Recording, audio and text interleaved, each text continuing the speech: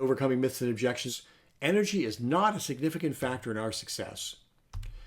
So you can say, with all due respect, I understand that the energy line item of your profit or loss statement is actually fairly small. In fact, we look at a lot of profit and loss statements for businesses of all types as we counsel people on how to sell projects to various segments.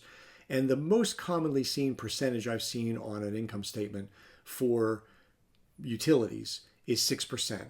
But be careful, 6% is not utilities, 6% is rent and utilities. And so since most people think that rent is about 10 times what utilities are and payroll is about 10 times what rent is, it's obvious to see that payroll is the big Mac Daddy, rent is an order of magnitude smaller, and utilities are an order of magnitude smaller than that. So, payroll winds up to be 100 times what utilities are, rent winds up to be about 20 times what utilities are. So you can understand at face value why a person says, well, utilities are not a big thing for us.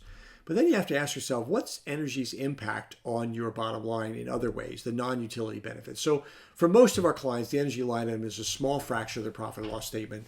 However, the non-utility cost financial and non-financial benefits of installing energy upgrades can drive huge benefits for your organization.